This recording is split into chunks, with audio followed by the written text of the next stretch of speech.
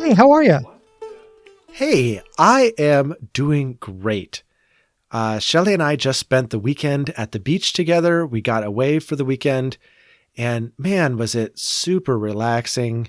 We had periods of really good weather at the beach, and I don't know, we sat around, we read, we played games, we watched a few shows, and just had time together. Nothing required of us. It was fantastic. Mm. That is so nice. Yeah. How are you? I am doing pretty good. Let's see, what's going on in my world? I feel like I am just doing a normal day. It's been a good day. I have enjoyed the things, but I don't know that I have a ton of like, this is happening or that's happening. It's just sort of a normal day, which is delightful because I like my normal days. But yeah, Well, I feel like I ought to have something else to say. okay, so that's actually why I called. It's odd to me how much pressure we put on ourselves. I think, particularly for this podcast, to have more going on. Like, I should have more to say, or I should have more that I'm thinking about or processing or whatever.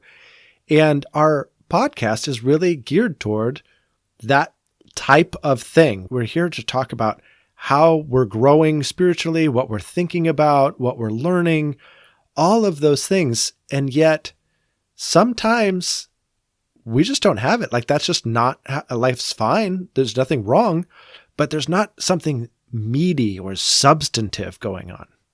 Yeah, well, and you make this great point. If we're here to talk about spiritual growth, for as much of the church history that I am aware of, which is not everything by any stretch of the imagination, but as much of it as I am aware of, other than the last few generations, generally speaking, I think what people would have said was that doing the same thing over and over again is what spiritual growth is all about.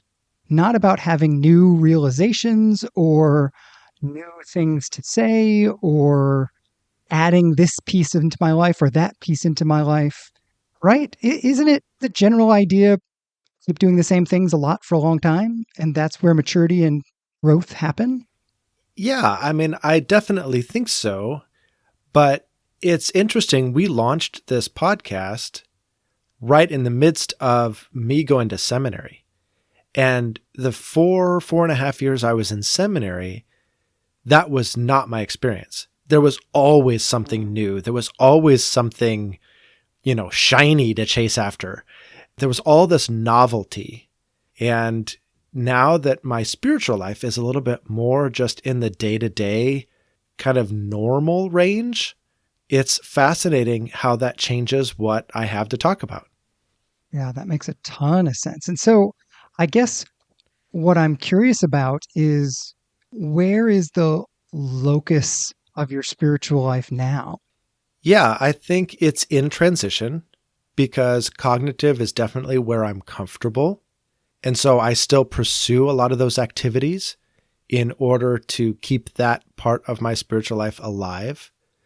But what I'm wanting to grow in is more the contemplative, the spending time with God, kind of unstructured, if you will, non-heady, and more experiential, more relational, more present with. And it doesn't produce a lot of thoughts, if you will, because it's learning to grow in relationship and in awareness of God's presence. And that just takes time. And like you said, it's that day in, day out experience that ultimately produces spiritual growth, but it isn't exciting to talk about. Yeah, that's so interesting to me because I have been deeply drawn to the contemplative side of the spiritual world. You're right. One of the things the contemplative is all about is silence, right? And there's not a lot to talk about when you're focusing on the silence and the experiential and those kinds of things. Well, and even more than that, to talk about them is false, or it feels false to me, because I'm not a master of silence. I'm not a master of contemplative prayer. I don't have anything to share with the broader world on that. I am in such an early stage of development when it comes to this that I just need to sit and do it and not talk about it, because talking about it brings it back into the head space and the academic space, and it just falsifies the whole thing. Yeah, I have this great compilation of sayings of the early desert fathers. And one of them that I've always been struck by in this regard, he talks about how the inner life is like a fire and the mouth is like the door to the furnace. And when I was a kid and I had a stove, sometimes when the fire was getting going, you had to keep the door closed because you didn't want to let the cold air into the stove. You wanted to let it heat the space up and kind of get hot without opening the door. And so there's this way in which I think, for me at least, I don't know that this is universal. For me, there are sometimes when talking about things too early lessens them or lets the heat out of the experience in my life. And I think you're exactly right. You talked about how talking about them brings it back into the headspace. And I think there are times when it's too fragile. Mm. And the shift from heart to head, it's not ready for that shift yet. And I've had to learn this lesson really slowly. And so it's cool to hear you share that lesson, because there are times I have shared something only to see it fall apart in my life as soon as I share it. Like, that feels like a trend. If I Mm. talk about it too soon, it starts to fall apart. Yeah, that's exactly it. And so I think both of us at present are pursuing a more contemplative engagement with God. And that leaves us in a quandary with this podcast, because we come to this podcast to talk about spiritual formation through the lens of friendship. And right now, at least in my life, my spiritual formation is, I like the way you said that, too fragile to turn it into a head conversation. And I don't know where you happen to be at, but it's hard for me to talk about my spiritual formation right now, because I really need to leave it in that experiential realm of engaging with God. Yeah, absolutely. Well, and I think this is a great point. When you talk about something, you automatically put yourself in the position of teaching or leading or influencing, right? Yeah. You know, another piece of this is that the Bible commends silence as a corporate discipline, meaning I'm not going to talk about this with you. I'm not going to tell you what to do. I'm not going to, the fact that I have wisdom doesn't mean I ought to share it. Yeah. And maybe we are just still compulsive fixers. And that's why we feel like we ought to constantly be sharing. I have to say, I'm a compulsive teacher. Like, I have never held the role of senior pastor, or even, let me back up. My only pastoral title was youth pastor for a little less than 2 years. And beyond that, I've never held the role of pastor in any capacity. And yet, I felt called to pastoral ministry when I was 13 years old. And so my brain has always moved very quickly to, what am I learning, to how do I teach this? And I can imagine how much worse that would be had I spent more time with any degree of a pastoral title. But my brain still does this. And I've recognized this in myself and just said, okay, when is that just a nugget for me? And to share it would cheapen it, or would somehow deflect from the growth that I need to do in light of this truth. And I think it's that deflecting that I'm really, really good at. Oh, that hits hard. How would I teach that? And it's an almost a defense mechanism for actually applying it, learning it, growing into it. I think it's even, at least for me, it's even broader than that. I don't like to sit still with any experience. If something bothers me, I want to deal with it. If there's a problem, I want to fix it. If I experience something, I have to share it. Just experiencing and then being with the experience. This is on sort of a practical level. When we were on vacation this last year, I think I took between 900 and 1,000 pictures. There's obviously nothing wrong with taking pictures, even 1,000 pictures on a vacation. But I do think that, at least for me, that speaks to, I've got to capture this. I got to post this. I've got to something this, rather than just, I have to be here now. Hmm. I think for me, that also spills over into my spiritual life and into what I am learning and experiencing. And there's this sort of need to corporatize, meaning like make it about we instead of me, or this need to be a conduit rather than a receptacle. But I think you're right. I think that short circuits the work God's wanting to do sometimes, maybe all the time. Yeah, there's so much there that I want to respond to. I think we as a culture do far too much of the receptacle and not enough of the conduit. So I don't want to make this an absolute for everybody in every circumstance. But I also really resonate with what you're saying, that sometimes we need to, especially with those hard truths, especially with those growth edges that we sense, we have to just let that stew in us and let it do its work in us. But it's not just the hard stuff. Like, to reflect on my weekend with Shelley this weekend, there were lots of times we weren't doing anything in particular. There were times when we were walking on the beach and not really saying anything. There were times when we were playing a board game and just kind of focused on the board game. And in those moments, I felt like this pathological need to have serious conversation. Like, oh, we're wasting our time here. We should really be diving in. Like, how is life for you? We haven't caught up in really deep ways. We should probably really get into it. But wasting time together is a wonderful thing, and I don't do it well. And I think that's that aspect also of the contemplative life, where I am literally just wasting time with God.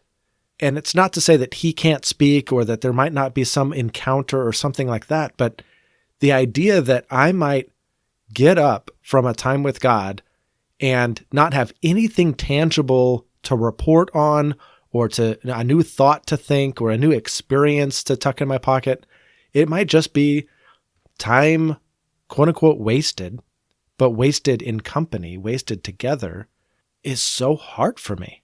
It's a great point. We are always looking in our relationships for return on investment, aren't we? Yeah. And for me as well, I feel like I ought to be constantly being productive. And sometimes being productive is not the way I want to grade my experience. So what has this meant for you? Has this meant that you move on from defining your experience at all, or grading your experience at all, and the grading system is what's wrong? Or have you found a new scale by which to evaluate your time? I'm going to pull in here some things that are not directly from the Christian tradition. They're really from the mindfulness tradition, which is deeply influenced by Buddhist thought, and yet I think offers us an alternative that's very helpful. One of the things about Buddhist meditation that I think is interesting is there is no doing it right or doing it wrong. Letting go of the self-analysis is part of the point, because you can't be here and now and evaluate in the present, am I here and now? Because the moment I start evaluating, am I here and now, I'm not here and now anymore. Okay, so that makes sense to me from an experiential place. But I know that there are folks in our audience that hear you talk about Buddhist meditation and immediately assume that has no place in a Christian spiritual walk whatsoever. That these things can't belong together, or if they happen to, it's an accident of Buddhism, and we have to find an explicit justification for it within the Bible or within the Christian tradition. Yeah, absolutely. There is a huge amount of Christian tradition that invites us to practice paying attention to God. And I think that there's a lot of ways that this is done, training our minds to be attentive to a verse, training our minds to be attentive to an idea, training our minds to be attentive to a particular prayer. Really, so much of this is just bringing your attention to something specific in the present moment. But the one thing I would say, sort of in theological defense of not overanalyzing my relationship with God, if I am analyzing my relationship with God, my attention is on me. Mm. It's not on God. Right? Yeah, I was trying to come up with in my head some way to disprove that, but no, you're exactly right. You know, we talked a few weeks ago how the father tradition of churches are at times and in their least ideal manifestations inclined perhaps to worship the Bible a little bit. Mm-hmm. I think some of us, and by some of us I mean me and people like me, may be inclined to worship growth in that same way. Mm. And maybe one of the essential elements of authentic contemplative experience. And part of, one of the things we've talked about many times, I remember a couple of years ago when you really started praying by bringing your feelings into your prayer life. Mm-hmm. And it was an active effort to bring the full and authentic you into conversation with God. Yeah. I think that's what we're going for. How do I bring the full me into the conversation rather than how do I fix myself for the conversation, which is, I honestly think, what we're doing sometimes. What do you mean fix ourselves for the conversation? How do I grow ultimately is a way of focusing on how do I be good? Why am I trying to be good?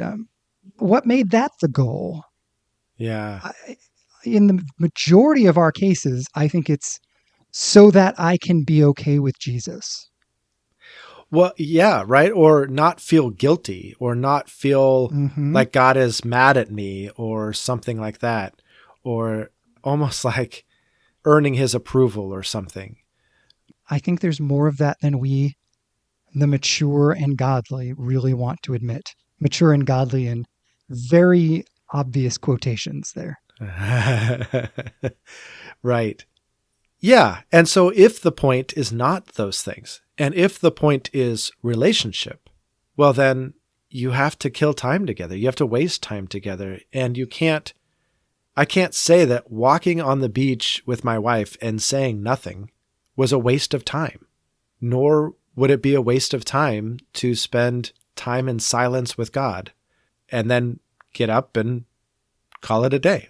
But that feels so wrong. And it's a very different experience than the heady, new, shiny novelty of theological concepts that came fast and furious in seminary. Absolutely. Well, and it's, at least for me, it's a very hard practice. I mean, if I can be real practical about my experience of this morning, I set aside time to be with God. I didn't have a lot of structure in place around what that needed to look like. I just really wanted to be still with God. Within 3 or 4 minutes, I was thinking about really exciting and interesting things that don't necessarily have anything to do with, I almost said that don't have anything to do with my relationship with God, which is proof that we have another problem that I probably need to talk about at some point in a future episode about Yeah. what it means to be deeply dualistic in one's life. But before I was aware of it, I was up and moving and acting on my thoughts and lost the moment with God to my own action. Hmm. And I don't know if that is my Americanness. I don't know if that's my ADHD. I don't know if that's my being a male. I don't know what that is, but I know that that is not abnormal for me. Hmm. It's so hard to be still when my mind starts to spin Yes, it really is. and to welcome the spinning into the stillness, right? Like it's not trying to push it out and pretend that's not part of my relationship with God. It's not trying to go do something about it. It's being present with God with a spinning mind. I have no idea how to do that. Well, and you bring up such a good point. Like you have been practicing what I would call mindful Christianity for some time now. And you're describing that that was your experience literally today. And Mhm. so it makes me ask the question, like, because this is a question I ask myself. This is not, I'm not trying to pick on you by asking this. How do we define growth or progress or like I'm actually getting somewhere? I mean, I know earlier you said that's the wrong question. And so I ask it a little bit hesitantly, but that's really where my brain goes because if I'm going to continue practicing this and if I'm going to continue engaging with God in this way, and, years down the line, I'm still just as distractible and just as lost. Have I grown? Is there any change? Has it been worth it? Again, I'm struggling for a grading system. I'm both asking the question and telling you not to answer me in the same moment. Well, I will offer an analogy that does neither.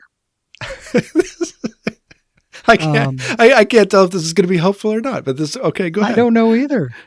Okay. Again, coming back to mindfulness practices, one of the things you do in mindfulness is you actively pay attention to your breathing. This is not to empty your mind or any of those things that, if any of our readers have a negative view of mindfulness, sometime we could talk about that, but that's not what we're doing. It really is just paying attention to something simple so that you can see what thoughts arise in your head. Hmm. But what's interesting is that when you're paying attention to your breathing, you are not supposed to control it. So you're not supposed to force yourself to breathe slower. You're not winning if you breathe fewer breaths. You're just supposed to be paying attention. I've been doing this for not a short amount of time. There was a time where I thought I was perfectly good at this. And then I realized I was controlling my breath, even when I didn't think I was. Just by paying attention to it, I started to take control of it. Mm-hmm. And now it's been years, and every once in a while, I will notice, I don't think I controlled that breath. But what I have to welcome into the moment is the fact that sometimes I control my breath and sometimes I don't. And that's all okay, because that's who I am and where I'm at in this journey of mindfulness and meditation and silence and stillness. I think that offers something about how we should see growth. Let me be clear here. There is a stage of spiritual growth in which there are obvious practices we need to develop in our lives. The Bible is desperately needed in the spiritual life. Community is desperately needed in the spiritual life. Sacrificial service and giving and all those, very important. This is not to say that disciplines aren't important, and there is a phase of developing those things that is co-concurrent with what we're talking about. I wouldn't claim to have mastered any of those things. But perhaps to balance that off, there is this other practice or this other set of contemplative practices that are not measurable. And maybe some people are more comfortable with the measurable and some people are more comfortable with the not measurable. But spiritual growth invites us to participate in both. And I think Some will agitate some of us, and others will agitate others of us. And that's great. Yeah. It's that concurrent track that you're talking about that I am really feeling in this stage. Because like I said, it's not as though I'm not engaging with the Bible, right? I'm translating the Bible. I'm reading my Bible. I am going to a sermon prep team. I'm going to church. We're having these conversations. Like, I'm doing the things. But as we record today, it's in the middle of Lent. And I looked at all of these different options that I could use in my Lenten journey. And there were podcasts I could listen to. There were scripted Bible readings that I could listen to. There were books that I could read. There were practices that I could engage in. And there were all these different things. And when I sat down to like, oh, I could read this book or whatever, I felt like God was saying, what, do you not have enough thoughts in your head? Is that the deficit that you have right now? You need more information? Or do you need more relationship? Because honestly, if you've got a deficit, it's there. So why don't you spend time pursuing relationship? And it was like, okay, I don't need to add another head practice. I need to add a relational practice. Absolutely. And I think you're right, kind of wrapping back to where you started. I think the new theological idea, the next exciting spiritual book, the next exciting YouTube video or podcast or whatever can be a distraction from the deepening work that doesn't feel like it's doing anything new and doesn't give you anything to talk about afterwards. Mm-hmm. Well, I want to turn to the audience and just ask you, what is your experience with developing a true relationship with God looked like? How have you leaned into that relational side of being a Christian? And yeah, I don't even want to say anything more because how has that worked? What's your secret? You know, all that stuff. That's all so productivity oriented. Yeah, I just invite you to comment on it and maybe share this episode with a friend and talk about how you could lean in a little more into the relational side of being a Christian. Wow, that's so good. All right. Well, oddly enough, this is the part of our show where we turn to what else have you been thinking about? So, Josh from Missouri, I assume that you have some thoughts. Well, it's interesting, and this may relate to what we just said, though I had jotted this thought down before we started talking. As a person in the coaching profession, one of the things I was thinking about today was this continuum that helpers are on. There's a lot of ways you can describe different helping professions: pastor, therapist, coach, mentor, discipler, all sorts of things. But one continuum that you could place these folks on is a continuum between a leader-determined outcome and a self-determined outcome. Mm-hmm. So who's determining the process? When I was pastoring, the younger the believer was, the further towards a leader-determined outcome it leaned. The more mature the believer was, the more towards a self-determined outcome it leaned. And now, as a coach, it is fully over to self-determined outcome. I don't input anything into the conversation. What's interesting to me about that, as I continue to have some coaching, some discipling conversations with various people, is that in a self-determined conversation, generally speaking, it is difficult for me, the coach, because I have to give up my desire to control people and to control outcomes. And that means people move forward slower than I think they should, or in a slightly different direction than I think they ought. What's amazing to me is that when it is self-determined, there is almost always movement. I don't ever have to worry about getting my thoughts to stick.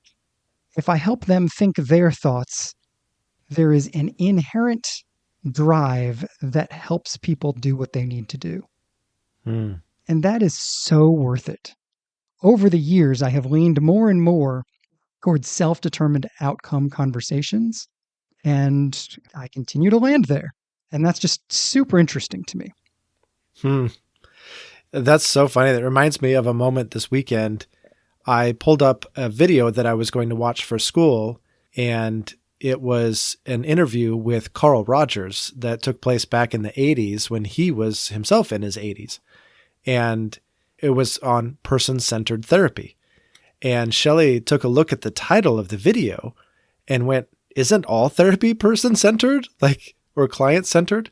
And it was funny because at the time that Carl Rogers was super influential, the answer was no. It was very much like clinicians, doing an assessment and giving a diagnosis and then treating based on that diagnosis. It was all very expert led. And I know what's wrong with you and I know how to fix it. And Carl Rogers came along and was like, actually, can we just listen to them? They have insight into their own story and their own drives and motives and ways that they'd like to grow that are really, really important. That was so controversial in his time. And it's funny how things have shifted. And, therapy is very much client-centered in a way that was unimaginable during his tenure. It's amazing how these things ebb and flow, isn't it? Mm-hmm. That's so interesting. But, well, what about you? Despite the fact that you are not drinking from a fire hose lately, what thoughts have you been thinking about? Yeah, so I'm continuing to read Richard Bauckham's book, Jesus and the Eyewitnesses. And it's a fascinating book. And he continues to talk in these chapters about Peter's influence on the book of Mark. There was an early church father named Papias who claimed that Peter gave his testimony, if you will, or his life story to Mark, and Mark went and wrote the book of Mark with that. Mm-hmm. And a lot of scholars have discredited that over the years and said, this doesn't add up. This isn't all from Peter's perspective. It's a much more omniscient perspective than just that. And beyond that, some of what is written here is actually pretty critical of Peter and shows his foibles in ways that it's hard to imagine Peter would have wanted them put out there. He was a key leader in the early church, and these scholars have a hard time believing that Peter would put his story, the hard parts of his story, on display while being so influential. So Bauckham goes on to describe why he believes we should take another look at this research and these scholarly opinions and say, well, maybe Papias was right. And he gives a whole litany of reasons why he thinks that.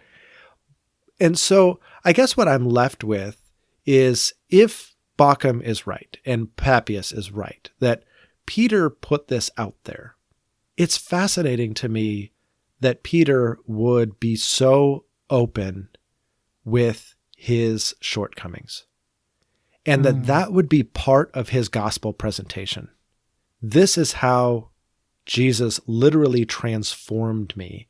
And this is what I looked like in the midst of that transformation. Even after I declared that he was the Messiah and he said, the keys of the kingdom were going to be handed to me.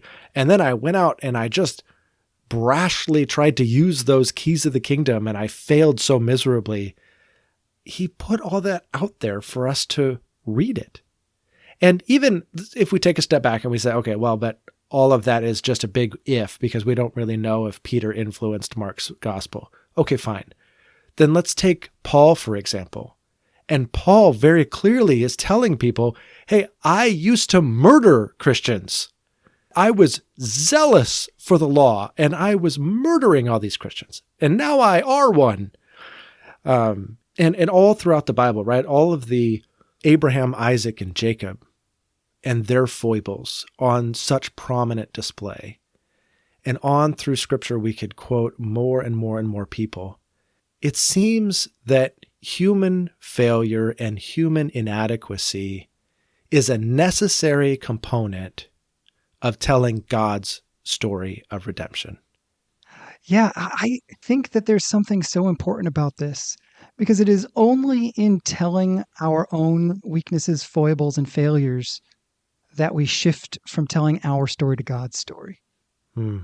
It's so easy even to accidentally make God a secondary character in my story. Hmm. But if I admit that I'm a mess, not that I was a mess 20 years ago, that I'm not that impressive today, that I made a mistake yesterday, then suddenly I am shifting attention from me as the hero of the story to God as the hero of the story. Yep. And I think that's so important. And the fact that Peter could understand that from the outset and say, no, Mark, please tell these parts of the story too. They're important. Well, and I got to say, when your greatest weakness is clearly brashness, it definitely fits with Peter as described in the Gospels that Peter would be the one to tell his own weaknesses. Hmm. I like that. I'm not like, oh no, that's immediately I think to myself, yep, that scans. This is the guy who'd be like, oh yeah, included because I'm an idiot. Well, right. And it's probably one of those things that like he was so brash and so impulsive that there was no way he could even hide that as part of his character, right? Like you may as well embrace it because everybody knows it. Absolutely. Well, and I think you're right. When I think about Mark, the gospel being from Peter's perspective, I am so grateful because I am inspired by Peter's vulnerability and transparency. And as a leader, that is important. Mm-hmm. Yeah, so good. But now it is time for the Dun, Witch dun, dun, Josh. dun. All right. And this week's Witch Josh is Witch Josh climbed a mountain with his 9-year-old son. And on Yes. 3, the answer is 1, 2, 3. Both Me. of us. Oh. Both of us. Okay, so before we laugh at the fact that we do the exact same things and are the same person, tell your story. Well, yeah, this is fascinating to me. We only found out like right before we hit record today that this is both of us. This originally went on the list as me. So my story is that my youngest son and I went and climbed South Sister. So in Central Oregon, in the Cascades, there are 3 mountain peaks right next to one another, and they're called the Three Sisters, and their names are Faith, Hope, and Love. And South Sister is climbable even by a novice. You don't have to use any ropes or anything like that. You just have to wait for all the snow to melt in late summer, and then you can literally climb all the way to the top and stand on the summit, which is 10,358 feet. It's a very high peak. And even though you don't need any specialty equipment, it is a daunting hike. There is a bunch of scree. And for those who don't know what scree is, it's just loose rock that's not quite sand, but it kind of operates that way.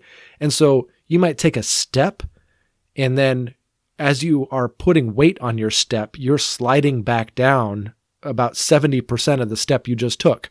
And then, so every step is just, you're not getting very far. And the whole last mile of the climb is all just scree, and you're already tired from climbing this mountain. So Jonas was 9 years old, and we made it all the way to the summit. And there were times I didn't think he was going to keep going. He was so exhausted. But every time we took a break, I just kind of let him decide what we were going to do. And he would just turn around and keep going up the mountain. I was so proud of him. But he used up every drop of strength making it to the top of the mountain. And then we had set up camp about halfway up the mountain. there was no shelter. There was no place to sleep other than the tents that we had left behind. And so we had to hike back to our tents. It was probably another 5 miles back down the mountain. And he was spent. And the poor little guy, 9 years old, he cried all the way back down. Not because he was being whiny, but literally because his body had nothing left to give. He just leaked tears all the way down. But it was such treacherous walking that I couldn't carry him. And I'm like, I'm sorry, bud, we have to keep going. It was dark by the time we got back. We were so exhausted. We didn't even have dinner. We got back to our tents and just fell into bed. It took us 19 hours to summit and come back. Ooh. It was unbelievable, but he did it. And the next day you should have seen his face, how proud and excited he was. So that's my story, but you did the same thing with your son when he was 9 years old. The peak was a little bit lower. I don't remember the footage, but it's the same general idea. In Massachusetts, there's not a ton of places you can actually climb. And this is a climb that you can do pretty manageably. There's some hand over hand stuff, but there's nothing that you're like, you don't need ropes or anything. And it is, however, low enough that there are runners who summit and down, summit and down, summit and down. And they'll do this. It's very annoying to watch the people like flying past you, especially on those like scree moments like you were describing. People who look like they're levitating across it because they've just done it so many times that they just are masters. But we got right to the top of the tree line. And I remember this moment where he was just ready to be done. He was like, nope, we're going down. And I was like, nope, we're not. We're going for it, buddy. And we got up there and had our lunch or whatever on the summit. And it's right in the right spot that you can just see Boston on the skyline. So it's just this perfect spot. And then nice coming down, it was just great. Again, it was that sort of look of, I just did that. And yes, the thing that was fascinating to me, again, coming back to this Andy Kolber idea, challenging both of our sons, apparently, ideally within the window of tolerance, is so good. Yeah, for my son, we were very much outside of his window of tolerance. We far exceeded his capacity or what his perceived capacity was. And the fact that he made it back to camp was just amazing. So it's been a source of strength that he could draw on ever since, because when he does hard things, he can come back to that moment and go, I know that there's way more in the tank than I could have ever dreamt. And he can draw on that resource, and his window of tolerance expanded exponentially as a result. Yeah, I think that's exactly right. Yeah. So apparently it was both of us. Okay. That's a fun one. So, well, we on for next week? Let's do it. I can't wait. All right. I'll talk to you then. All right. Bye. Bye.